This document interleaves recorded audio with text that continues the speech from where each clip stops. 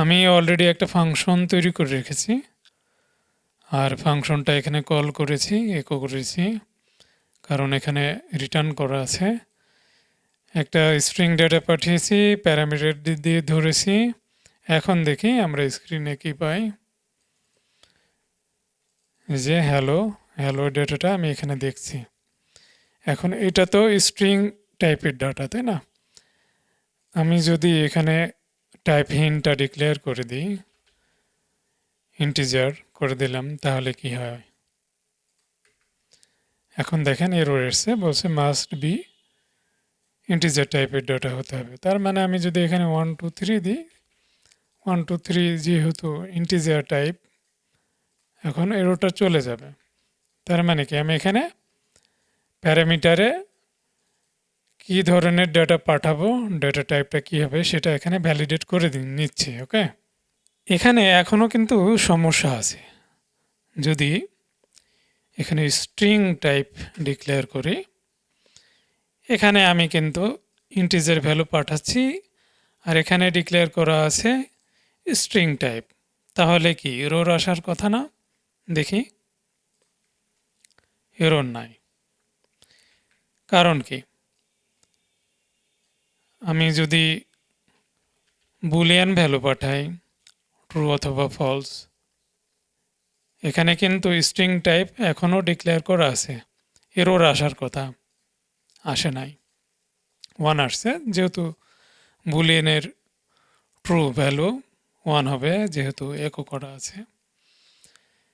Error কিন্তু আসে নাই। এর কারণ হলো, আমি দেখাই, আমি যদি ভারডাম করি, তাহলে এই ডেটা টাইপ কি ধরনের ডেটা এখানে আমি পাচ্ছি, কোন টাইপের ডেটা, এটা দেখতে পাবো।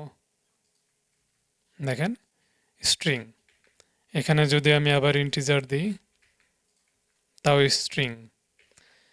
কারণ কি? কারণ হলো পিএইচপি নিজে থেকে বুলিয়ান বা ইন্টিজার ভ্যালু এই স্ট্রিংয়ের কারণে স্ট্রিংয়ে কনভার্ট করে নিয়েছে অটোমেটিক। হ্যাঁ, তো এইটা যদি ঠেকাতে চাই, তাহলে আমাকে ডিক্লেয়ার করে দিতে হবে। এখানে একেবারে ফাইলের শুরুতেই ডিক্লেয়ার করতে হবে যে স্ট্রিং টাইপস ইকুয়াল 1।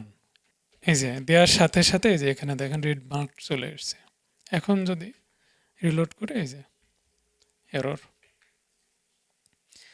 তাহলে কি আমাকে যদি একেবারে প্রপারলি সব ধরনের ডেটা যদি ভ্যালিডেট করতে হয় টাইপ হিন্টের মাধ্যমে, তাহলে ফাইলের শুরুতে অবশ্যই আমাকে এটাকে ডিক্লেয়ার করে নিতে হবে।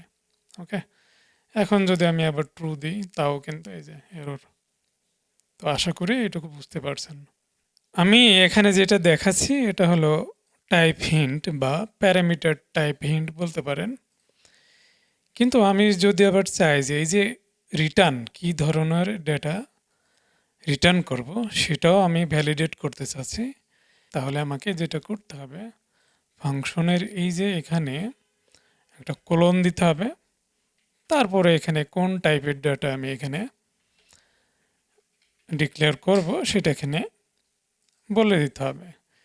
এটাকে আমি বলতে পারি যে রিটার্ন টাইপ ডিক্লারেশন অথবা রিটার্ন টাইপ হিন্ট বলতে পারেন। ওকে, তো ধরেন আমি চাচ্ছি যে এখানে অ্যারে ডেটা রিটার্ন করব, তাহলে কি হবে? তো আমি এখানে একটা কাজ করি, এখানে অ্যারে ডেটা একটা দিয়ে দিই।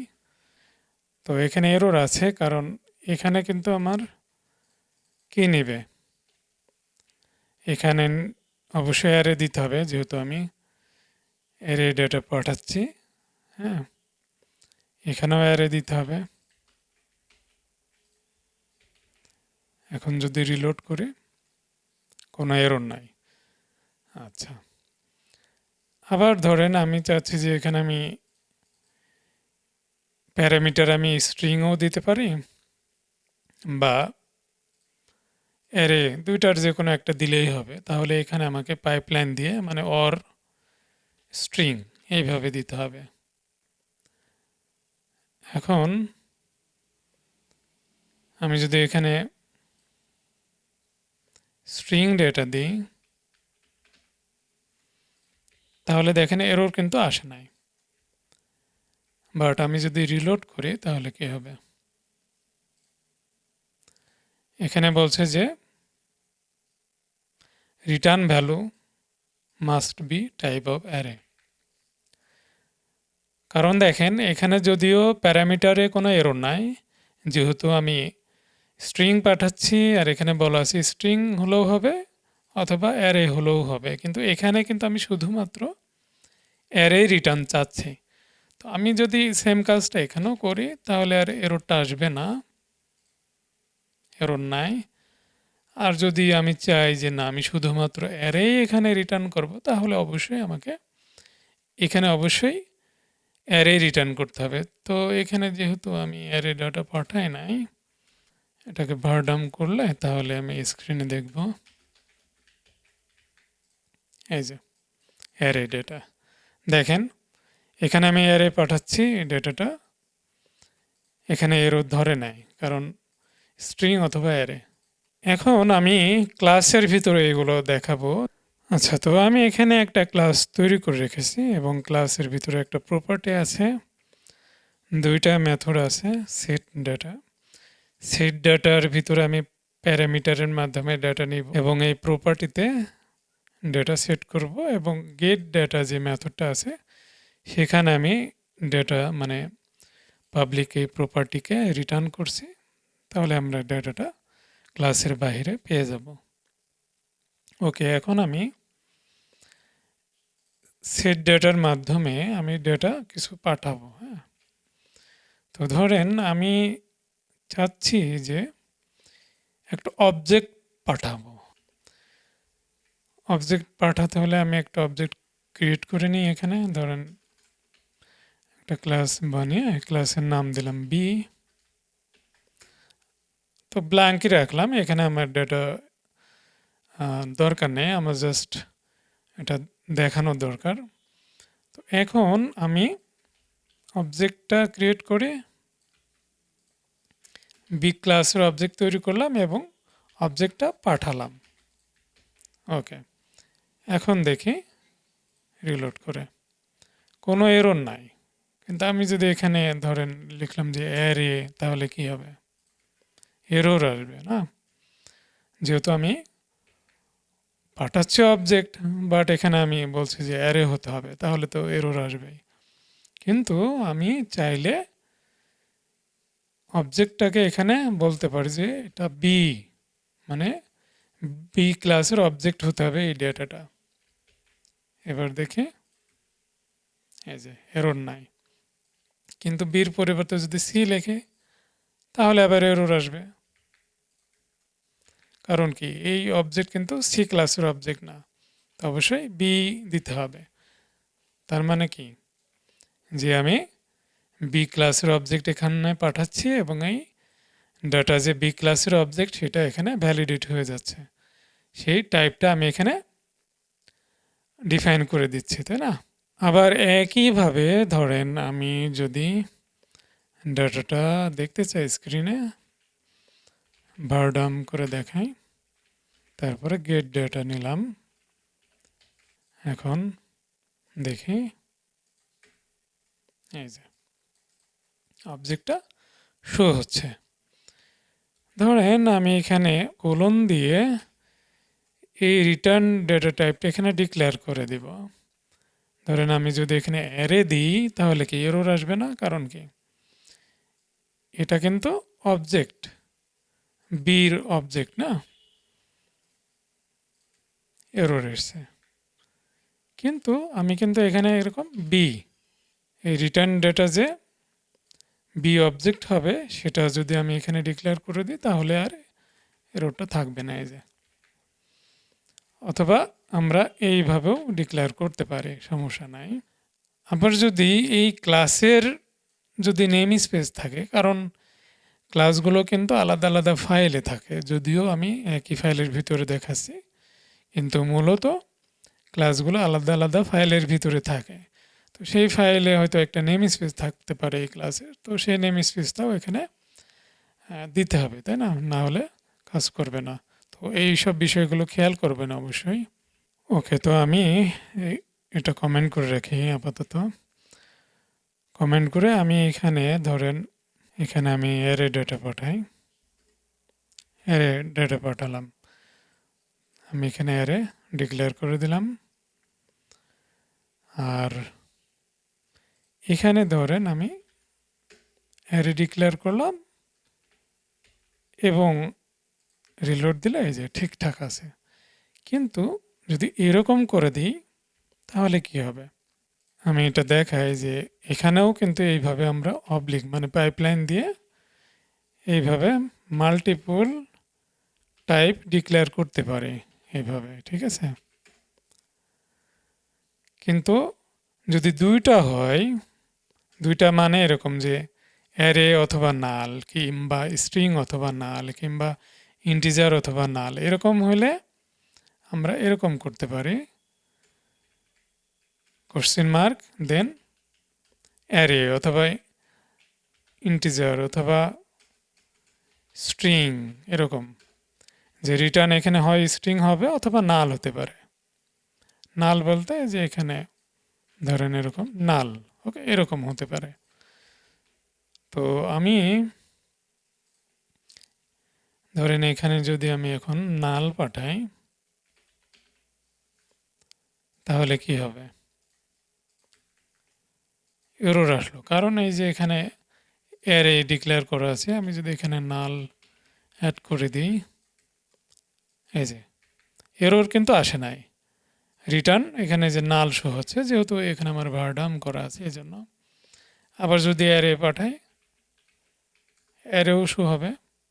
আচ্ছা, এখানে অ্যারে দিতে হবে, অ্যারে দিলাম, এই যে শো হচ্ছে।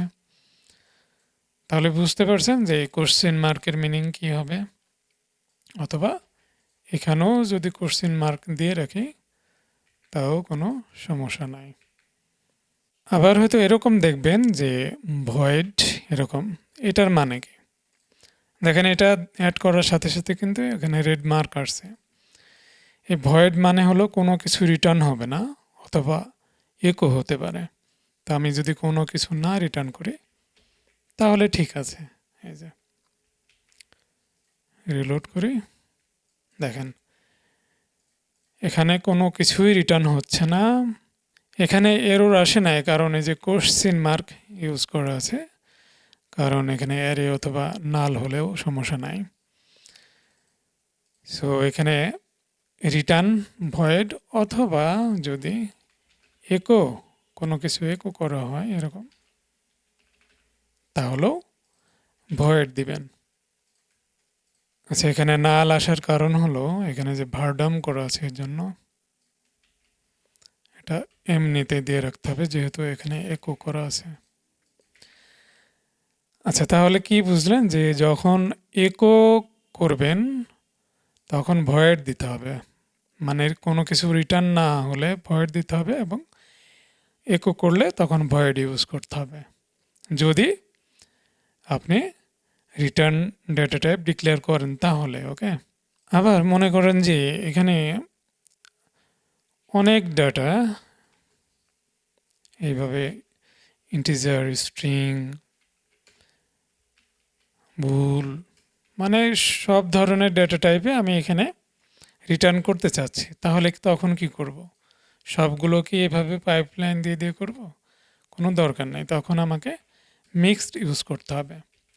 মিক্সড মানে হলো এখানে রিটার্ন যে কোনো ধরনের ডেটা রিটার্ন করতে পারবো। তো এখানে একটা প্রশ্ন আসতে পারে যে সব ধরনের ডেটাই যদি রিটার্ন হবে তাহলে এখানে আর মিক্সড লেখার দরকার কি? তো এটা লেখার কারণ কিছু আছে। একটা হলো কোডের যে রিডেবিলিটি এটা ঠিক রাখা, আর একটা হলো আমি ইন্টেনশনালি পিএইচপিকে বলছি যে পিএইচপি এখানে যে কোনো ধরনের ডেটা রিটার্ন হবে। আর একটা হতে পারে সেটা হলো যারা ডেভেলপার তারা এটা দেখে বুঝে নেবে যে এখানে সব ধরনের ডেটা রিটার্ন হবে, এগুলো আর কি। আচ্ছা, তো আর একটা দেখে শেষ করে দিব, সেটা হলো সেলফ যদি ইউজ করি তাহলে একটা ক্লাসের ভিতরে সেলফ মানে কি, যে কারেন্ট অবজেক্ট বা কারেন্ট ক্লাসকে নির্দেশ করে, তাই না? তো এখানে যদি রিটার্ন করি সেলফ অবজেক্টটাকে, তখন আমরা সেলফ দিয়ে এটা ডিক্লেয়ার করে দিতে পারি। আমি এটা ভারডাম্পের ভিতরে দেখি, এরর নাই। কিন্তু আমি ধরেন যদি এখানে আমি বি ক্লাসের অবজেক্ট যদি আমি এখানে তৈরি করি, তাহলে এরর।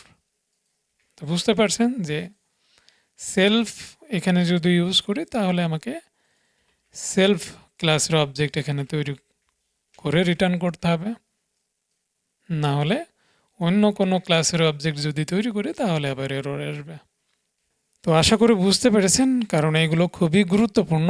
যখন আপনি অবজেক্ট ওরিয়েন্টেডে কাজ করবেন তখন সব থেকে ভালো হয়, বা বড় বড় অ্যাপ্লিকেশন যখন তৈরি করবেন তখন ডেটাগুলোকে এইভাবে type hint, return type declare করে করে সেই অ্যাপ্লিকেশনটা তৈরি করলে সব থেকে ভালো হবে এবং নিরাপদ হবে এবং প্রফেশনাল হবে। তো ভালো থাকবেন সবাই, ধন্যবাদ।